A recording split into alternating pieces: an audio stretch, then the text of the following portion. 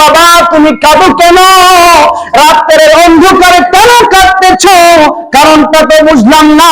এই রাত্রের গভীর রাত্রিতে কেউ তো জেগে নাই, সবাই শুয়ে আছে, ঘুমিয়ে আছে, তুমি কান্নাকাটি করতেছো এই জায়গায় মাথাকে নত করে জমিনে সেজদা দিয়ে কান্নাকাটি করতেছো। কেন কাঁদতেছো, কারণটা কি? বলতেছেন ও বুজুর্গ বাবা আমার শুনেন, আপনি যখন জানতে চাইলেন একটা কথা বলি, আমি তো আল্লাহর ইবাদত করতেছিলাম, আমাকে জাগাইলেন কেন? বলেন বাবা আমার উদ্দেশ্য ছিল না আপনাকে জাগবার, আপনাকে উঠার উদ্দেশ্য ছিল না, এটাই জানতে চাই তুমি কাঁদো কেন বাবা?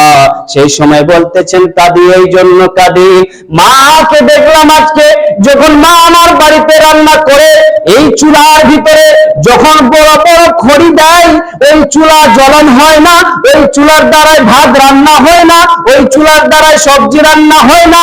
দেখলাম আমার মা কি করলো, ছোট্ট ছোট্ট খড়িগুলো সর্বপ্রথমে দিয়ে যখন জ্বলন করলো চুলা, যখন জ্বলতি হলো চুলা, তারপরে বড় বড় খড়িগুলা পুড়াইতে আরম্ভ করলো।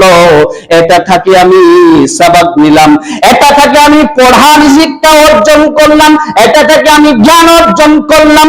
যখন আমার থেকে বড় বড় শয়তান নমরুদ, ফিরাউন, সাদ্দাত, হামান, আবু জেহেল, আবু লাহাব যখন আল্লাহ রাব্বুল আলামিন তাদেরকে জাহান্নামে দিবে, দেওয়ার আগে যদি আগুনটা জ্বলন্ত না হয়, আমাদের ছোট ছোট কচি বাচ্চাদেরকে যদি জাহান্নামে দিয়ে আগুনটা জ্বলন্ত করে ওদের মতো বড় শয়তানদেরকে জ্বালায়, তখন আমি কিয়ামতের মাঠে কি জবাব দিব খোদার দরবারে?